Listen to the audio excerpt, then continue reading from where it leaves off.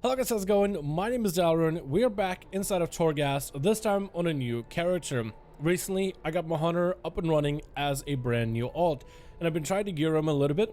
One of the methods for gearing is to get you legendary ASAP, and the idea is for my alts to at least be able to do Torghast at layer 8 with enough gear in order to keep collecting the soul ash to eventually upgrade my Legos or make new ones to try different builds.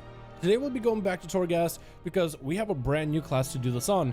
With my rogue we did the twisting corridors, and I felt like a lot of the rogue abilities were very box standard, but for other classes there's some really cool wombo combos, big nukes, and interesting builds that we still haven't got to play with.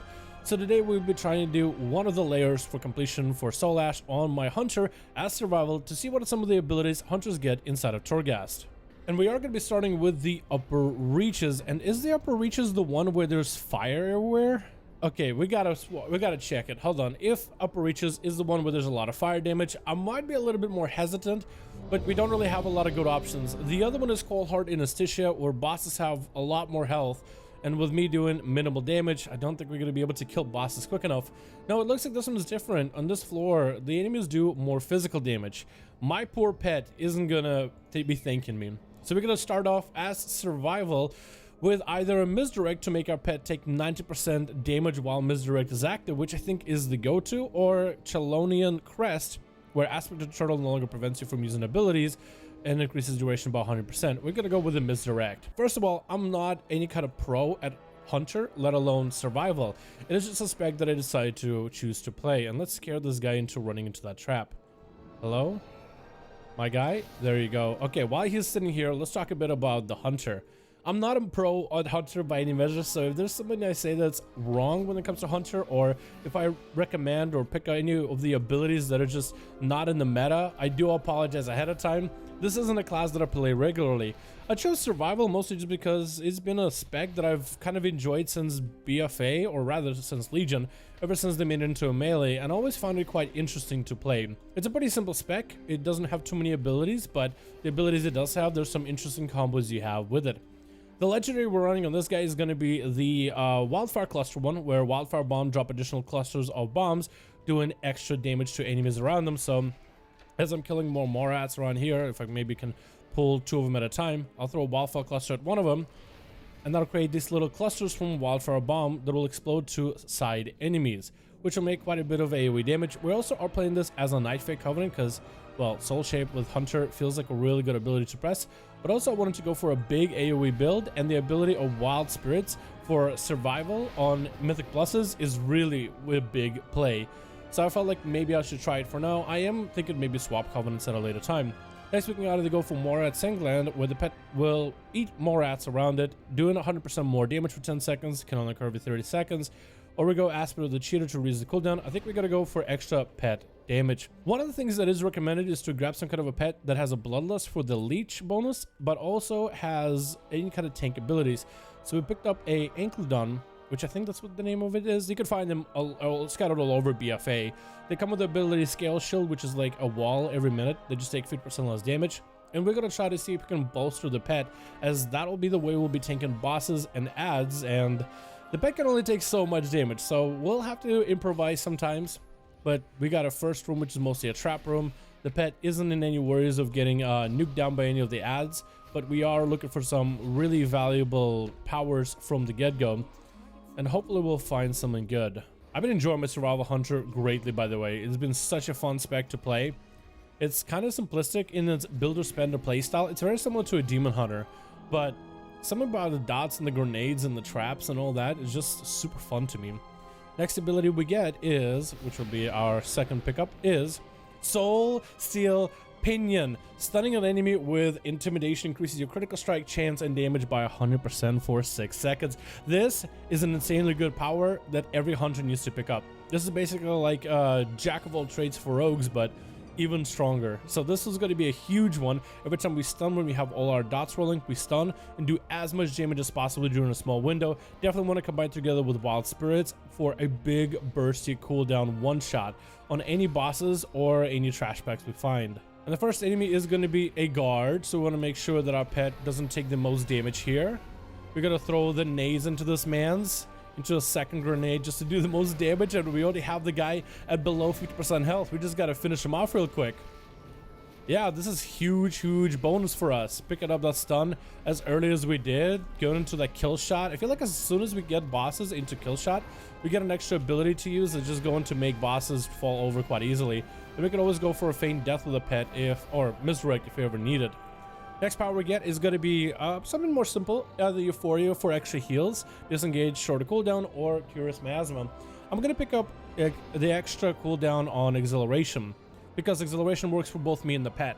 The pet will be taking things quite a lot from me, so sometimes I can use Exil just to heal my pet up completely. Next power we get is Necrotic Venom, where kill commands will do more damage. We actually want to stack as many of these as we can, because while not the greatest power ever, it is quite value. And we are going to do a little cheesy thing you could do as survival only with these green grenades together with the AoE. Oh, it is so good. All these enemies are just dotted and rotted. It's so great. I can kind of just kite enemies around and do these cool combos with grenades. Oh, survival is so fun. It's a very simplistic spec, but it is very fun though. Next power we get is either Soulforge Embers, where launching a flare into a tar trap will do dot damage to enemies for 12 seconds. We'll pick that up. That is a legendary, by the way. If you haven't played Hunter before, there is a legendary with the same effect, but much stronger than the one that you can get inside of Torghast. It is really solid though, but it kind of fell out of the meta. At some point, it was the only thing back in the beta that people played, and it was just hilarious just how strong it was. So, of course, Blizzard was eventually gonna nerf it. We'll pick up additional snare with tar trap. That seems like a really good combo for the Soulforge Embers power that we picked up as well. Next, we got ourselves pets deal 50% more damage, magic, curse, disease, and poison effects, and you have duration reduced by 30 or mastery. I've never seen these combos. Let's go for extra pet damage. That seems really strong. Also, we picked up curse. Inflict the shot damage every 50 seconds. Damage increases over time. I really hope that this dot will not end up being the end of us. Maybe we can find a way to dispel it somehow, but having a curse for 5 minutes, that's only gonna get stronger. It just seems like, oh, this could be really bad for the run. Next power we get is gonna be either, ooh, Huntmaster's Gift with Guerrilla Tactics. What would I grab? Hydra's Bite maybe? I guess it's a small dot. Either Aspect of Turtle or Wild Spirit's cooldown is reduced. I don't really think I want Wild Spirit's cooldown reduced because I kind of synergize together with Coordinated Assault. So maybe we're gonna go with the talent and we're gonna pick up Hydra's Bite for more dot damage. That could be pretty good. I mean, it's a dot damage on the bosses, but also ability for us to dot up multiple adds. Now let's see what we can get from the vendor. We'll get our free, quote-unquote, anima cell that's only costs us 5 phantasma, but might as well be free. And we can actually turn that into 150 phantasma to buy another item, so we'll just do that. We can pick up more cells, but what else do we have here? Enemies affected by one of your traps deal 25% less damage to your pet, which I mean, they're probably not going to hit me. So that's generally a good pickup. That's a good defensive one. Just put down tar trap under the enemy. Outlaw Endurance, however, does work wonders. It works for both you and your pet, so we're going to pick up one of those. And I think we'll do a roll with the plundered anima cell, see what we get. We are going to get Misdirect, gives our pet more damage, which I think is the only good option in this row. The ability we got at the door is when you critical strike with direct attacks, which we actually have a way to 100% guarantee crits, we will do arcane damage. So we'll combine that together into this arcane playstyle, which will be really good, making our AoE burst as well. Single target burst, really good. Next power we get is actually a really good one. Either Amplification Mirror for more pet damage, Tar Trap Snare, or Piercing Scope, where Hunter's Mark now puts a debuff on the enemy. Very old mechanic from back in the day, though almost made it into Shadowlands, but then with everybody not liking it, got removed. So we're gonna try it, and out of these guys, I think the scary one is maybe Lithic Watcher. So we're gonna put a Hunter's Mark on him, where we'll just, as long as Hunter's Mark is on him, do 50% more damage. Bosses should melt completely. And we're just going to try to aggro everything to our pet, put everything kind of together, and do our burst damage with a stun off of this guy. Big Grenade 1, Big Grenade 2, bit of Cleave, kill commands, almost got the kill shot activated. Crushing Slam from this big guy, looks like he does a frontal of some sort. And we are going to interrupt that. What the damage is quite good of this build. Then again, we are on layer, are we on layer 8? Is this a layer 8? I'm pretty sure we did a layer 7, didn't we? If this is actually a layer 8 completed, then my hunch is kind of insane. I think it might have been either the powers that we got, or just having a pet makes runs so much easier. Well, I might have pulled too many. I can definitely go for a crit here and see how well that works, but I definitely didn't have my full burst ready. It looks like it didn't matter. I think this crit damage ability is just that good. Oh, let's go for even more Hunter's Mark damage. The boss is just going to melt. Yeah, this is going to be a very interesting run. I wonder how quickly can we nuke down the boss.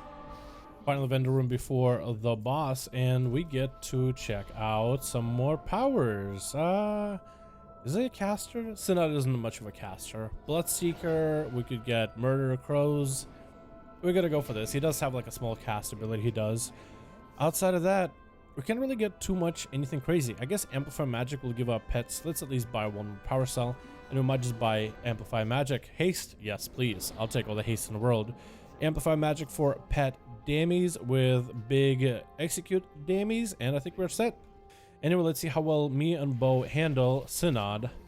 We're gonna go for a big setup like we usually do. Big grenades into more grenades.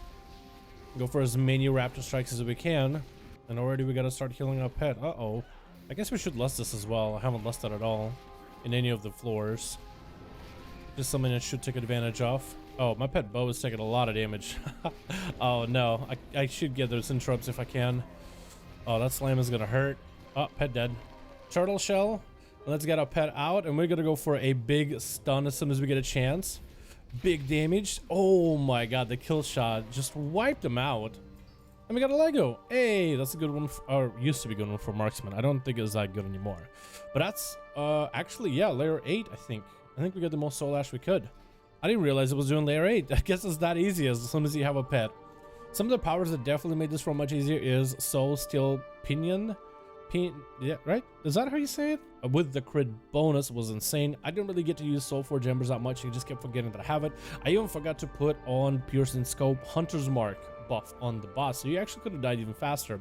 So the fact that I didn't even use some of the other abilities just to kill the boss, and was that easy on a layer 8 on a 180, which I would say kind of undergeared Hunter for Torghast. This just means that I think Hunters have a massive advantage in this. I really do want to take this character into Twisting Corridors sometime to see if I can put some kind of a cool build together, because there's so many different builds you can do with Hunter. Unlike Rogue, there's actually like flavor stuff you can do. You can do a full pet build where the pet just massacres the enemies. You can go for a Marksman Hunter one-shot build. You can go for a Beastmaster Hunter pet build, which would be a little bit, I guess, more or less same as a survival one. You can go for a trap build. There's so many different builds that you can play. And I might try to see if I can do a Twisting Corridors one on the Hunter to see what kind of a insane combo wombo we might be able to put up together. But anyway, guys, that's going to be my run on survival for Twisting Corridors. And that was my first one out of the 2 that I need to get done this week. So, hope you guys enjoyed. Let me know what you think about Hunter. And if you want to see more Hunter or other classes, I have Death Knights, I have Shamans, as well as Feral Druid, or I guess you can play whatever spec of that one, to also run for Torghast. So if you want to see any of those, let me know in the comments. Join our Discord, link down below. Thank you guys so much for watching. I'll see all of you in the next one.